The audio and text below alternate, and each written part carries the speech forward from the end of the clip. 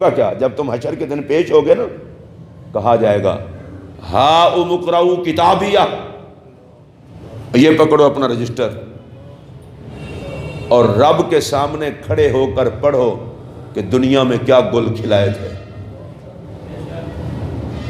بندہ رب کے سامنے کھڑا ہو اور اپنی ڈائری پڑھ رہا ہو۔ میں اور آپ سوچیں، ہم میں سے ہر کسی نے پیش ہونا ہے نا، اور ڈائری میں کیا لکھا ہو؟ جھوٹ بولتا تھا، غیبت کرتا تھا، لوگوں کی جائیداد پہ قبضے کرتا تھا، قبروں کی جگہ پہ گھر بناتا تھا، 2 نمبر مال بیچتا تھا، مرچوں میں اینٹیں پیس کے بیچتا تھا، حرام جانور کا گوشت حضور کی امت کو کھلاتا تھا۔ یہ سارا کچھ لکھا ہوگا نا؟ کیا خیال ہے آپ کا؟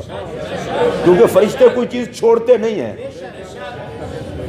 اور اگر کسی کی قسمت میں یہ بھی لکھا ہو کہ مسجد کے غلے سے پیسے چوری کرتا تھا، چندہ کھاتا تھا، خدا کے گھر کے پیسے ذاتی استعمال میں لاتا تھا، امام ہو کر قوم سے دھوکہ کرتا تھا، وہاں تو کوئی پردہ نہیں نہ ہوگا۔ یہ پردے تو سارے ادھر کے ہی ہیں، اس کے سامنے تو سب کچھ ہے۔ پیر ہو کے فراڈ کرتا تھا، حاجی ہو کے بے ایمانی کرتا تھا، حرام کے پیسوں سے حج، رشوت اور سود کے پیسوں سے قربانی، اور کہا کیا جا رہا ہوں؟ ہاؤ مقرؤ کتابیہ، پڑھیے اپنا نامہ اعمال، اور رب کے سامنے کھڑے ہو کر بتاؤ پھر کیا حالات ہوں گے۔ یہ اللہ کا قرآن ہے۔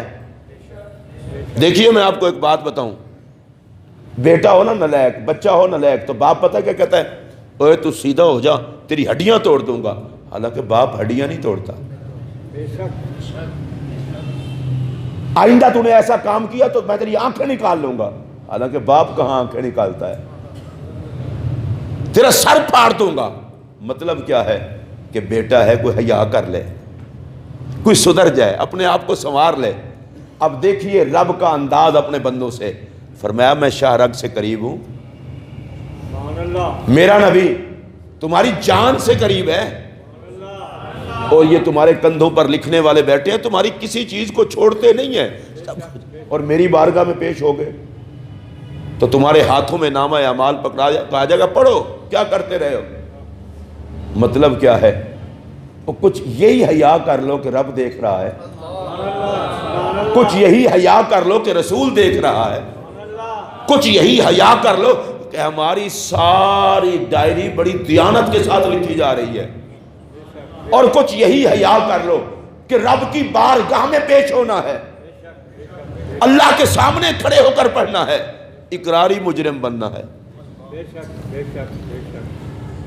اگر بندہ چاہے گا بھی صحیح کہ میں کسی بات سے انکار کروں، تو جسم کے جس عضو کو غلط استعمال کیا تھا وہ بول پڑے گا یا اللہ جھوٹ بول رہا ہے، اس نے میرا غلط استعمال کیا تھا۔